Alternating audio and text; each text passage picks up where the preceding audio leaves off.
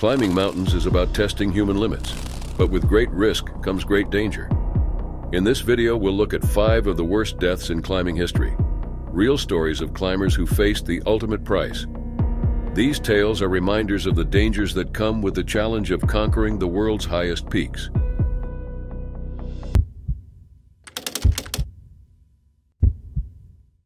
It was May 17, 1998, when Francis and Sergei Arsentiev found themselves at the North Col of Mount Everest, looking up at the peak. Francis, a 40-year-old American, dreamed of becoming the first American woman to summit Everest without supplemental oxygen. Her husband Sergei, an experienced Russian climber known as the Snow Leopard, stood by her side. Francis wasn't a professional mountaineer, but her love for climbing was clear. She was born in Honolulu, Hawaii on January 18, 1958, and lived an ordinary life as an accountant in Colorado. But her passion for the mountains grew as she tackled peaks like Denali and Mount Elbrus. During these climbs, she met Sergei, and together they aimed for the biggest challenge of all, Everest. Mount Everest, the tallest mountain in the world, is a deadly place. Above 8,000 meters is the death zone, where oxygen is scarce, and the human body struggles to survive. Most climbers use supplemental oxygen to reach the summit, but Francis and Sergei aimed to do it without help. Few have accomplished this feat, and they wanted to join that elite group. Their first attempt to reach the summit was delayed by severe weather. Strong winds and freezing temperatures made the climb treacherous, and their headlamps failed, leaving them in darkness. Still, they pressed on. On May 22nd, after days of battling the elements, Francis reached the summit of Everest, becoming the first American woman to do so without supplemental oxygen. But the danger wasn't over. Descending Everest is often harder than climbing it. Exhaustion and disorientation set in quickly, especially without oxygen. Francis and Sergei became separated on the way down. Sergei managed to make it back to camp, but Francis didn't. He waited, but as time passed, it was clear something had gone wrong. Desperate to save his wife, Sergei set out again, this time with oxygen and medical supplies. Meanwhile, Francis was stranded high on the mountain, unable to move and suffering from extreme exhaustion and the effects of altitude. On May 23rd, a group of Uzbek climbers found Francis on the northeast ridge of Everest. She was still alive but in critical condition. Despite their best efforts, they were low on oxygen and had to make the difficult decision to leave her behind. The next day, 2 more climbers, Ian Woodall and Kathy O'Dowd, came across her. By then, Francis was barely conscious and her body was too weak to move. She begged them not to leave her, but after over an hour, they had no choice but to continue their descent. Francis passed away on May 24, 1998, just 2 days after reaching the summit. Sergei, determined to rescue her, was never seen alive again. The Uzbek climbers had spotted him returning up the mountain with oxygen tanks and medical supplies on May 23rd, but by the next day he had disappeared. His body was found the following year, suggesting he had fallen while trying to save Francis. Francis's body remained on the mountain for nearly a decade, earning her the nickname Sleeping Beauty due to her pale, frostbite appearance. Her body lay in the same spot where she had been left, a grim reminder to other climbers of the mountain's dangers. In 2007, Ian Woodall, one of the last people to see Francis alive, returned to Everest to move her body. He and his team wrapped her in an American flag and relocated her to a more respectful place, hidden from the main climbing route. The exact location of her body remains undisclosed to respect her family's wishes. Francis's tragic story is one of Everest's most haunting stories, reminding climbers of the mountain's deadly allure. Her husband's final moments remain a mystery. Did he die trying to reach her? While we may never know the full story, Sergei's devotion to Francis is undeniable. They ultimately paid the highest price for their passion for the mountain and each other. In July 1936, in the Bernese Alps of Switzerland, 4 climbers stood at the base of the Eiger's north face, a dangerous and nearly vertical wall of rock and ice. The group, determined to be the first to conquer this route, included 23-year-old German climber Toni Kurz. After years of training, Toni was eager to leave his mark on one of Europe's most challenging climbs. The north face of the Eiger, also known as the Eigerwand, was notorious. No climber had reached the summit via this route, and many considered it impossible. The combination of steep terrain, avalanches, and crumbling rocks made it extremely dangerous.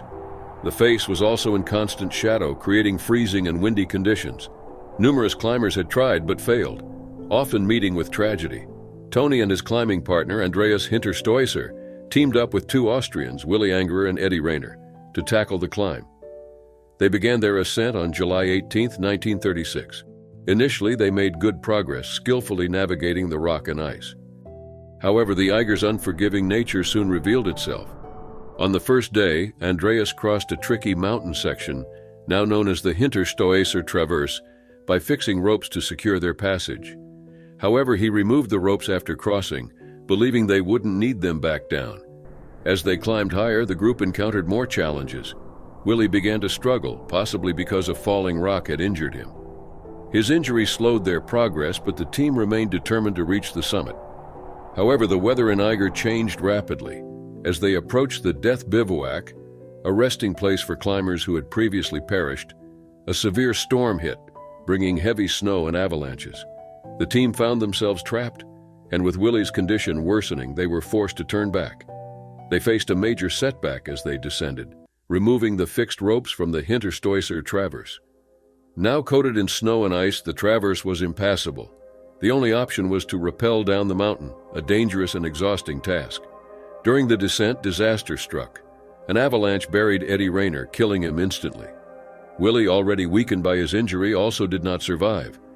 Andreas, the strongest climber, tragically fell to his death when his rope came loose. This left Tony Kurtz alone, hanging from a rope high above the valley floor. Despite his injuries and the cold, Tony was still alive. He clung to the rope for 4 days, fighting against the elements and exhaustion, hoping for a rescue.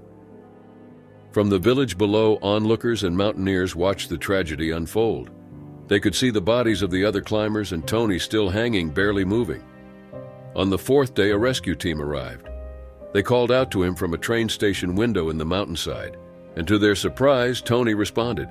Though he was weak and his hands were frozen, Tony tried to lower himself down using a rope the rescuers had thrown him. Unfortunately, the rope was not long enough. The rescuers had tied 2 ropes together, and when Tony reached the knot, he got stuck. He struggled to free himself, but his strength was fading.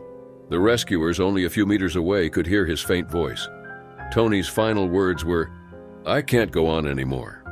He died, hanging just a few meters from safety, bringing the harrowing climb to a tragic end. The story of Tony Kurtz and his fellow climbers became legendary in the mountaineering world.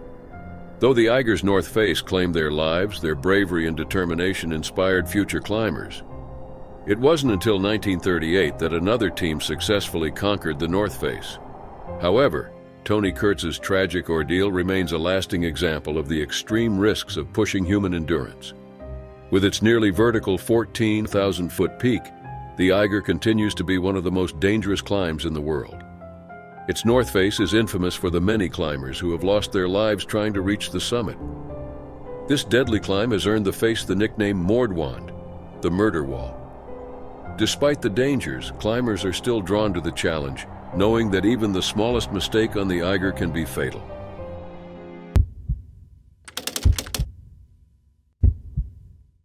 On May 19, 2012, Shreya Shah Chlorfine, a 33-year-old Canadian woman, stood at the top of Mount Everest, achieving her lifelong dream. However, what should have been the pinnacle of her achievement quickly turned into a nightmare during the descent. Shreya was born in Kathmandu, Nepal, and grew up in Mumbai, India, before moving to Canada with her husband. She established a life there and started her business, SOS Splash of Style Inc. However, the dream of climbing Everest had been with her since childhood. As a young girl, she once took a helicopter tour of the mountain, sparking her lifelong goal of reaching its summit. This desire was so strong that Shreya mortgaged her home to fund her climb, a journey that cost her nearly $100,000. Mount Everest is known for its extreme dangers. Climbers often face freezing temperatures, unpredictable weather, and a lack of oxygen at higher altitudes. Shreya understood these risks, but remained focused on achieving her goal. Shreya trained intensively before her climb, creating her rock climbing, martial arts, and cardiovascular exercises routine. She prepared in her hometown of Toronto by walking up and down hills with a heavy backpack. Once in Nepal, her Sherpa's team assured her they would guide her through the climb. On May 18, 2012, with a break in the weather, hundreds of climbers, including Shreya, began their ascent to the summit. The many climbers caused delays, but after 17 hours, she reached the top around 2 p.m. on May 19th. Exhausted but triumphant, she had fulfilled her childhood dream. However, the descent proved even more difficult. As Shreya began her descent, the cold and strong winds worsened. Her Sherpas noticed she was struggling and losing energy. Exhaustion combined with the high altitude started to overwhelm her. As her condition deteriorated, her body began to shut down. Everything came together when they were coming down and she collapsed, said Ganesh Thakuri, a representative of her trekking company. Her Sherpas tried to help her, but in the death zone, survival became nearly impossible. Shreya pleaded for help in her final moments, reportedly saying, "Save me." But there was nothing more anyone could do. She passed away near the summit, succumbing to the harsh conditions. She wasn't the only climber to die that day. Others, including a German doctor, a Chinese climber, and a South Korean mountaineer, also lost their lives due to overcrowding and exhaustion. Shreya's death raised significant concerns about the commercialization of Mount Everest. The growing number of climbers attempting to summit the mountain in narrow windows of good weather often leads to dangerous traffic jams, even for experienced climbers. Retrieving Shreya's body became an immense challenge. Bodies in the death zone are often left behind due to the dangerous conditions and high cost of recovery.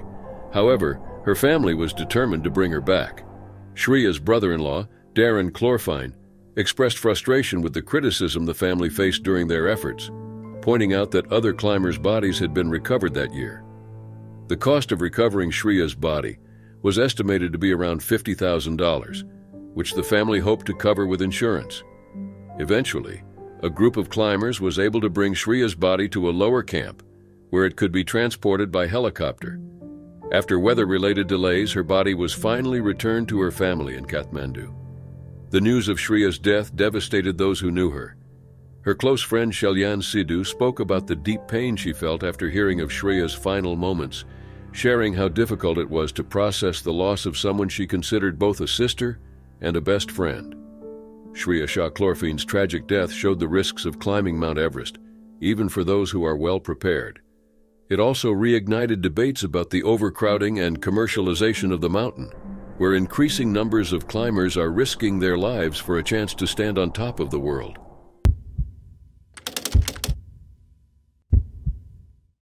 In early September 1976, a climbing expedition began to conquer northern India's 434-meter Sunanda Devi, also known as Nanda Devi East. Among the group was 22-year-old Devi Unsold, daughter of legendary mountaineer Willie Unsold. The climb held deep personal significance for Devi, as she was named after the mountain itself. However, the expedition would end in tragedy. Devi came from a family of mountaineers. Her father had made history by traversing Mount Everest in 1963. She had climbed other mountains before, and this expedition felt like her destiny. But the conditions in the Himalayas proved harsh, and none of the team could have predicted how events would unfold. The group spent weeks preparing for their summit attempt, setting up camps at high altitudes, and facing the challenges of the harsh mountain environment. On September 1st, the first summit team, consisting of Lou Reichardt, John Roskilly, and Jim States, reached the top of Sunanda Devi. Their confidence was high, and they returned to Camp 3, where the rest of the group was ready to begin their ascent. On September 3rd, Devi, Pete Lev, and Andy Harvard began their climb to Camp 4. It was a difficult ascent, and Devi was already struggling due to a hernia she had developed earlier. She also faced severe exhaustion and illness, but was determined to press on. By the time Devi and Andy reached Camp 4, a storm had set in. Pete had gone ahead to set up camp and prepare for their arrival. When Devi arrived, it was already midnight. She was visibly weak, and the storm only grew worse. The team decided to stay at Camp 4 and wait for better weather before attempting their summit. The next day, September 4th, the weather cleared briefly, but the team was too exhausted to move. Meanwhile, back at Camp 3, another group, including Willie Unsold, prepared to join them for a final summit push. However, worsening weather conditions forced the climbers at Camp 4 to retreat instead of advancing. Heavy snowfall made it impossible to climb higher, and by September 5th, they realized it was too dangerous to continue the ascent. Devi had now been at over 24,000 feet for nearly 5 days. Her health was deteriorating due to altitude sickness and the extreme cold. By September 7th, a blizzard trapped the team in their tents, and Devi's condition worsened. She experienced severe stomach pains and couldn't sleep, her health deteriorating rapidly. Knowing that Devi needed to descend to a lower altitude, the team tried to plan a way down, but the storm made it impossible. On the morning of September 8th, Devi's condition took a sudden turn. As the group was preparing to leave Camp 4, she calmly told her father, "I'm going to die." Moments later, she collapsed. The team immediately tried to revive her, performing mouth-to-mouth resuscitation, but it was too late. Devi's body had been pushed to its limit by the high altitude and extreme conditions. In just 15 minutes, she passed away, leaving her fellow climbers and her father in shock and grief. After her death, the remaining climbers had to decide how to lay her to rest. In a heart-wrenching decision, Willie chose to bury her on the mountain that shared her name. He compared it to a burial at sea. The team wrapped her body in a sleeping bag and sent it down the mountainside into the abyss. The descent from the mountain was dangerous for the surviving climbers. During the trek down, one climber nearly fell to his death when a fixed rope came loose, but he narrowly managed to secure himself.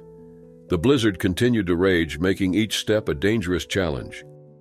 Eventually, the team returned to Camp 3, only to find it abandoned. Emotionally and physically drained, they managed to create a shelter and waited out the storm before making their way to safety. The loss of Devi Unsold deeply affected the climbing community. For her father, Willie, the grief of losing his daughter on the mountain that carried her name was a lifelong burden. The tragedy on Sunanda Devi was a painful reminder of the risks of mountaineering and left a lasting impact on all those involved. It was May 10, 1996, on the treacherous slopes of Mount Everest. Sewang Palger, a 28-year-old Indian climber, was part of a team attempting to become the first Indians to summit Everest from the north side. Paljor, who grew up in the Himalayan village of Sakti, had always dreamt of climbing the world's highest peak. As a member of the Indo-Tibetan Border Police, he trained for years to prepare for this challenge. Little did he know this journey would lead to one of the most tragic stories in Everest's history. Climbing Everest is not only about reaching the top, it's about surviving in one of the harshest environments on Earth. The mountain's death zone poses extreme risks due to the lack of oxygen and freezing temperatures. Here, the body and mind begin to deteriorate rapidly. Even experienced climbers struggle with the effects, leading to confusion and irrational behavior. In the worst cases, climbers can become too weak to descend, making this zone a final resting place for many. Since the first attempt to climb Everest in 1924, hundreds of climbers have perished. By 2015, more than 280 people had died on the mountain, with many bodies remaining there, frozen and preserved in time. One of the most famous is Green Boots, a body named for its bright green hiking boots. Green Boots lies in a cave at 27,900 feet, right along the main route to the summit. Climbers must pass by this figure, stepping over it as they continue their journey. Many believe Green Boots to be Sewang Paljor, though some argue it could be one of his teammates. In May 1996, Paljor and his team, led by Commandant Mohinder Singh, set off with high hopes. They aimed to make history. The team included 6 climbers, but a dangerous storm began to form as they neared the summit. Despite the worsening conditions, Paljor and 2 teammates, Dorje Morup and Sewang Smanla, continued their ascent, driven by what's known as summit fever, the overwhelming desire to reach the top at any cost. This decision would prove fatal. Harbhajan Singh, the only survivor of the expedition, stayed back as the weather worsened. He tried to signal his teammates to turn around, but they pressed on. When they reached the summit, a deadly blizzard trapped them. Paljor and his teammates were never seen alive again. Later, climbers seeking shelter in the cave found the frozen body of Green Boots, who appeared to have tried shielding himself from the storm. The body of Green Boots became a grim landmark for climbers on the North Route. 2006, the cave became even more notorious when British climber David Sharp succumbed to the cold there. Several climbers passed him, mistaking him for Green Boots, not realizing he was still alive. Sadly, no one could save him, and he too perished in the death zone. For years, Green Boots remained a chilling reminder of Everest's dangers, but in 2014, a Chinese expedition moved the body to a less visible spot, sparking debates within the mountaineering community. Some argue that leaving these bodies in place is disrespectful to the deceased and their families. Others see them as warnings to future climbers about the risks of Everest. The issue of how to handle climbers' remains on Everest is complex. Some suggest forming special teams to remove bodies from the mountain, though this is both dangerous and expensive.